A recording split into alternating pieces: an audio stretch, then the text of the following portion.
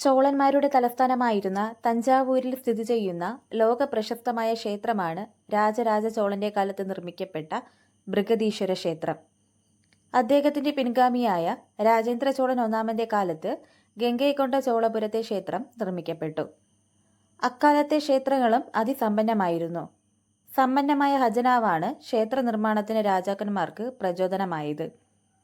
ദാനമായി ലഭിച്ച ഭൂമിയിൽ നിന്നുള്ള വരുമാനം, ഗ്രാമസഭകളിൽ നിന്നുള്ള സംഭാവനകൾ, നികുതി പിരിക്കാൻ അവകാശമുള്ള ഭൂമിയിൽ നിന്ന് പിരിക്കുന്ന നികുതികൾ, ഭക്തരുടെ സംഭാവനകൾ, ഗ്രാമത്തിലെ സാമ്പത്തിക ഇടപാടുകൾ നടത്തുന്ന സ്ഥാപനം എന്ന രീതിയിൽ ലഭിക്കുന്ന സമ്പത്ത് തുടങ്ങിയവയായിരുന്നു ക്ഷേത്രങ്ങളുടെ വരുമാന മാർഗങ്ങൾ.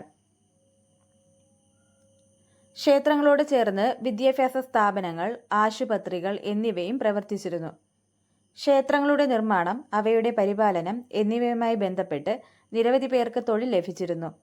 കൈത്തൊഴിലുകാരും കരകൗശല വിദഗ്ധരും ഉപജീവനത്തിനായി ക്ഷേത്രങ്ങളെ ആശ്രയിച്ചിരുന്നു.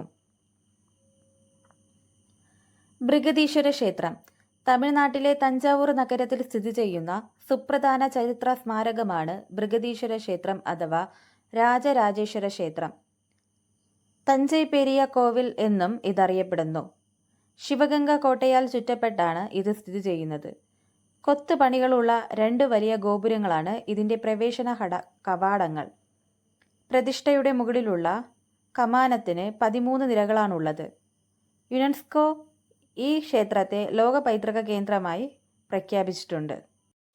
നമ്മുടെ അയൽരാജ്യമായ ശ്രീലങ്കയായും ചോളന്മാർ വാണിജ്യബന്ധം നിലനിർത്തിയിരുന്നു. ശ്രീലങ്കയിൽ വാണിജ്യബന്ധം മാത്രമല്ല, അവർ ആധിപത്യവും സ്ഥാപിച്ചിരുന്നു. ചോളന്മാരുടെ ലിഖിതങ്ങളും മഹാവംശം, ചൂളവംശം തുടങ്ങിയ ശ്രീലങ്കൻ കൃതികളും ഇത് ശരിവയ്ക്കുന്നു. തെക്ക് കിഴക്കേഷ്യയുമായി ദക്ഷിണേന്ത്യയ്ക്കുണ്ടായിരുന്ന ബന്ധവും സൗഹൃദവും ഏറ്റവും ശക്തമായതും ചോള ഭരണകാലഘട്ടത്തായിരുന്നു. സുമാത്ര, ജാവ, മലേഷ്യ തുടങ്ങിയ സ്ഥലങ്ങളിലേക്ക് ചോളനാട്ടിൽ നിന്നും കച്ചവടക്കാർ മാത്രമല്ല, ബുദ്ധ ഹൈന്ദവ സന്യാസിമാരും പണ്ഡിതരും ധാരാളമായി യാത്ര ചെയ്തിരുന്നു. ഈ യാത്രകൾ ചോളരാജ്യത്തെ ഭാഷ, മതം, ആശയങ്ങൾ, വാസ്തുശില്പകല എന്നിവ ആ നാടുകളിലേക്ക് വ്യാപിക്കാൻ കാരണമായി. ചോളത്തടാകം ബംഗാൾ ഉൾക്കടലിന് ചുറ്റുമുള്ള പ്രദേശങ്ങളിൽ ചോളന്മാർ ആധിപത്യം സ്ഥാപിച്ചിരുന്നു. ചോളന്മാരുടെ നാവികപ്പടയുടെ ആധിപത്യവും ബംഗാൾ ഉൾക്കടലിൽ നിലനിന്നിരുന്നു.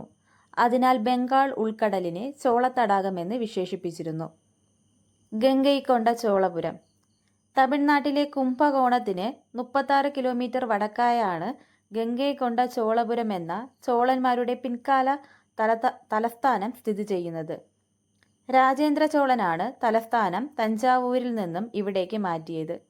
ഗംഗാനദി കടന്ന് ഉത്തരേന്ത്യയിലേക്ക് അദ്ദേഹം നടത്തിയ പടയോട്ടത്തിൻ്റെ ഓർമ്മയ്ക്കായിട്ടാണ് ഈ പട്ടണവും ഇവിടത്തെ ക്ഷേത്രവും നിർമ്മിച്ചത്.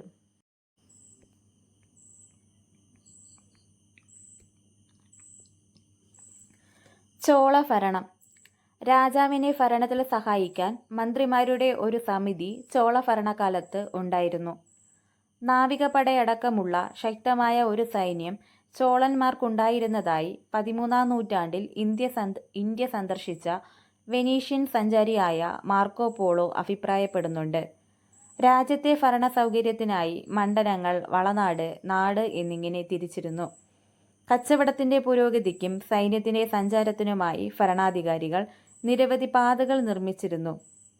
ഭൂനികുതിക്ക് പുറമെ വനങ്ങൾ, ഖനികൾ, ഉപ്പ് എന്നിവയുടെ മേൽ നികുതി ചുമത്തി. കച്ചവട നികുതിയും തൊഴിൽക്കരവും പിരിച്ചിരുന്നു. വെറ്റി എന്ന പേരിൽ അറിയപ്പെട്ട വേതനമില്ലാത്ത അധ്വാനത്തെയും നികുതിക്ക് തുല്യമായി കണക്കാക്കിയിരുന്നു. ചോളന്മാരുടെ ഗ്രാമ സ്വയം ഭരണത്തെക്കുറിച്ച് അക്കാലത്തെ നിരവധി ലിഖിതങ്ങൾ തെളിവ് നൽകുന്നുണ്ട്.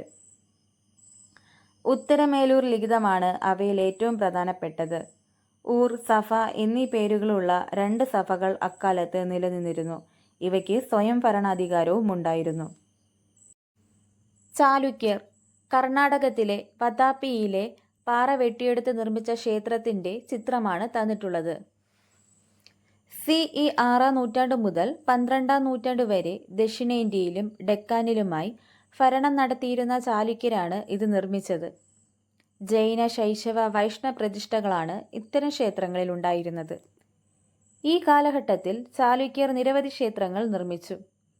ആദ്യഘട്ടത്തിൽ അവർ പാറക്കല്ല് വെട്ടിയെടുത്തുള്ള ഗുഹാക്ഷേത്രങ്ങളാണ് നിർമ്മിച്ചതെങ്കിൽ പിന്നീട് ഘടനാക്ഷേത്രങ്ങളായിരുന്നു നിർമ്മിച്ചത്. കർണാടകത്തിലെ ഐഹോളിലെ മെഗൂട്ടി ജൈനക്ഷേത്രം, പട്ടടയ്ക്കലിലെ വിരൂപാക്ഷ ക്ഷേത്രം എന്നിവ ചാലുക്യരുടെ ഘടനാക്ഷേത്രങ്ങൾക്ക് ഉദാഹരണങ്ങളാണ്. ക്ഷേത്രങ്ങളിൽ അവയുടെ മേൽക്കൂരയെ താങ്ങി നിർത്തുന്ന തൂണുകളിൽ കൊത്തുപണികളും കാണാവുന്നതാണ്. ചാലുക്യരുടെ ക്ഷേത്രങ്ങൾ ഗുപ്ത ശൈലിയിൽ നിന്ന് രൂപപ്പെട്ട് വന്നതാണെങ്കിലും ദക്ഷിണേന്ത്യയിലെ പ്രാദേശിക പാരമ്പര്യ ശൈലിയായ ദ്രാവിഡ ശൈലിയാണ് അവയിൽ പ്രതിഫലിച്ചത്.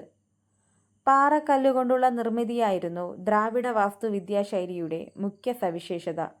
സഖ്യപർവ്വതത്തിൽ നിന്നും ഡെക്കാൻ പീഠഭൂമിയിൽ നിന്നും യഥേഷ്ടം പാറ ലഭിച്ചു. പ്രകൃതിദത്തമായ പാറ കൊണ്ട് സമർത്ഥരായ ശില്പികൾ മനോഹരങ്ങളായ ക്ഷേത്രങ്ങൾ കൊത്തിയെടുത്തു.